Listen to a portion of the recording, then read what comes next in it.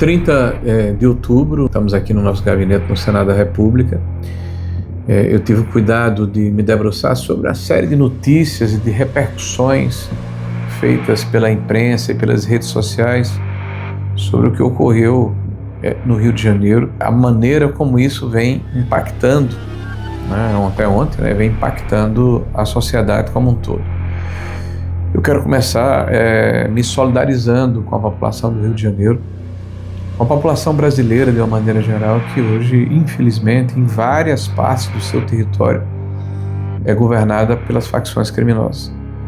Se estima que quase 20% da população, quase 40 milhões de brasileiros, vivem em territórios onde o crime, na verdade, administra, onde a polícia não consegue adentrar, onde os serviços públicos são capturados e a população é chantageada para se submeter a essa ação deletéria, cruel, perversa e progressiva de fascínoras, de bandidos que se comportam como se fosse um país inimigo no nosso território. A minha solidariedade evidentemente se estende a todo o policiamento do Rio de Janeiro, as forças de segurança, aqueles que foram vitimados por essa ação, ao governador Cláudio Castro, que vem sendo violentamente atacado, mas me traz uma reflexão sobre esse debate de visão de mundo. Acho que é um debate civilizatório, de que quem ataca criminosos necessariamente ataca vítimas da sociedade. Quem defende o cidadão comum comete excessos. Quem eventualmente utiliza a força para ingressar numa área dominada por marginais, por bandidos, por criminosos, por terroristas urbanos, e o faz armado com a estrutura que o Estado lhe proporciona, ao invés de ser encarado como uma força de segurança, passa a ser encarado por um importante segmento da sociedade como um opressor, como alguém que não está preocupado com direitos humanos. E esse debate é muito importante porque mostra visão de país, visão de Estado e visão de sociedade. De um lado, o governo do Partido dos Trabalhadores, unanimemente, os partidos que os apoiam, PSB, PCdoB, PSOL, enfim, PDT, em menor grau, partidos relevantes que, através de seus principais líderes, articulistas da imprensa, pseudos técnicos no assunto, todos vieram a público dizer, olha, o uso de força é desproporcional. Como se o fato de 40 milhões de brasileiros, o fato de que pessoas são torturadas, mortas, extorquidas, não houvesse uma desproporcionalidade de força do crime contra cidadãos brasileiros. É evidente que essa ação por si só não vai resolver o problema, é necessário que haja uma integração entre o Estado, entre o governo federal, entre os municípios, entre a sociedade, para combater isso com ações, inclusive, muito mais impactantes que não apenas o enfrentamento. Mas ele é necessário para lembrar a sociedade que ainda existe Estado no Brasil. Não dá para ficar continuando a passar a mão na cabeça de criminosos, de fascínoras, de bandidos. Discursos que nós assistimos mostram que a prática é completamente distinta da narrativa, da propaganda. O governo apresenta uma PEC da segurança. O principal mote dessa PEC da segurança é centralizar as ações contra o crime organizado em Brasília. Olha, o governo brasileiro é contra caracterizar essas facções criminosas como terroristas. O governo brasileiro comemora o fato de que a polícia faz um trabalho nas ruas e mais de 50% desse trabalho é perdido nas audiências de custódia. Os presos são liberados. O governo trata o tempo todo de direito do prisioneiro, do encarcerado, do cidadão que é vítima da sociedade. Basta relembrar a célebre frase do presidente Lula de que roubar um celular por um jovem não poderia ser motivo para prendê-lo, para eventualmente encarcerá-lo, porque ele faz para tomar uma cervejinha e ele é uma vítima da sociedade. Olha que pensamento absolutamente desconectado com o que pensa a grande maioria da população brasileira. E agora, recentemente, que os traficantes são vítimas dos usuários. Isso é de uma contundência, de uma virulência, é uma demonstração de como o Estado brasileiro se comporta.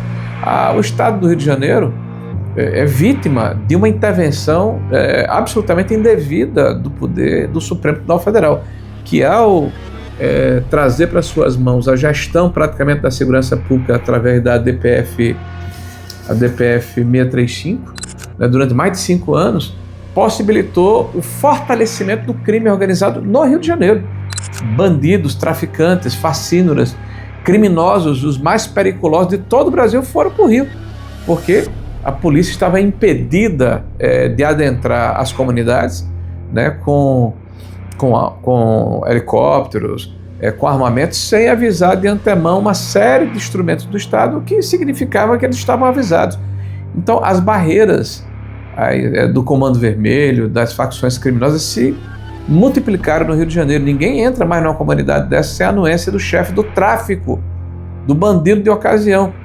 E nós devemos isso à forma atabalhoada como o Supremo Tribunal Federal tomou para si, as suas mãos, essa ação. Agora, o ministro Alexandre de Moraes, de uma forma absolutamente estranha, recebe essa relatoria, porque ele virou o xerife do Brasil, né? Isso estava na mão do Fachin, que vira presidente, deveria ser herdada por alguém da turma, que não é o ministro Alexandre de Moraes, o mais antigo.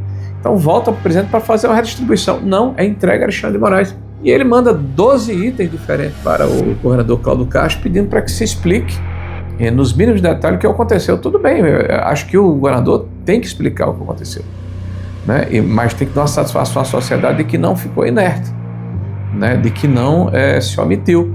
E esse momento é de solidariedade ao governador e é o que ele está representando nesse momento, que é o sentimento da sociedade de que nós não podemos ficar mais nesse processo de banalizar esse estado de coisas. Nós vimos, por exemplo, que a Polícia Federal foi instada a participar e disse que não deveria participar, achou que não era recomendável, dito pelo diretor-geral da Polícia Federal, que hoje dá entrevista 3x4. Nós vemos que o ministro Lewandowski também foi instado em 3 ocasiões diferentes, foi a público dizer que não havia acontecido e foi desmentido por documentos.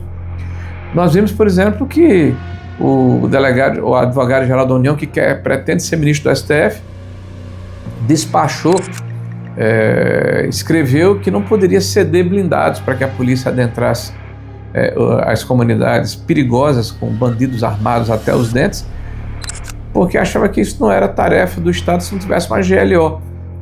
Há um mês atrás, a Polícia Federal cedeu blindados para apreender pessoas que capturam pássaros silvestres, mas não teve o mesmo cuidado em apresentar os seus instrumentos, a sua condição de trabalho para combater o crime organizado no Rio de Janeiro e em todo o Brasil. Então, o que o governo quer agora, e eu estava lendo agora recentemente, o Sidone e a comunicação, é controlar a narrativa. Estão verificando de que forma a população reagiu e como é que eles vão se posicionar no campo da propaganda para dizer que o governo se preocupa em combater o crime. Estabelece um escritório de inteligência no Rio de Janeiro depois do problema, sem nenhum compromisso em envolver as Forças Armadas. O Rio de Janeiro é o estado mais militarizado do país, que perfeitamente poderia ser usado, porque nós estamos vendo uma guerra, nesse momento de enfrentamento, de consolidação do que foi feito e extensão para outras regiões do Rio de Janeiro, né, para malhar o ferro quando ainda está quente. Não, o governo agora disse que a urgência é votar a PEC da segurança, ou seja, ele quer ter o controle de todos os estados brasileiros para evitar que ações como essas possam ocorrer. Literalmente é entregar o galinheiro para a raposa tomar conta.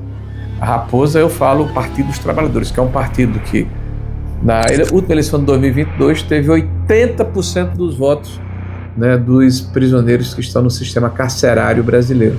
Isso por si só é uma demonstração suficiente dessa empatia, né, dessa afinidade, dessa visão de mundo que o PT tem. O bandido, o marginal, o facínora, o ladrão, o criminoso,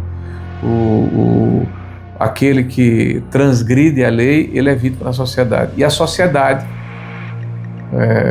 não merece a proteção do Estado brasileiro, a não ser com uma série de situações burocráticas que impedem que essa proteção ocorra na sua integralidade. Então, Deus abençoe o Brasil, Deus abençoe o Estado do Rio de Janeiro, as famílias que lá estão, as forças de segurança. Meu abraço, minha solidariedade ao ao governador Cláudio Castro e toda a sua equipe, e que nesse momento todos nós estejamos em oração, né, para que o povo brasileiro, o Congresso Nacional, entenda que não pode se omitir também, e no próximo ano seja um ano muito importante para todos nós, o ano em que o PT, Partido das Trevas, será derrotado e uma nova visão de sociedade, quem combate de verdade o crime e se preocupa com a segurança dos cidadãos, possa voltar a imperar no Brasil. Um forte abraço a todos.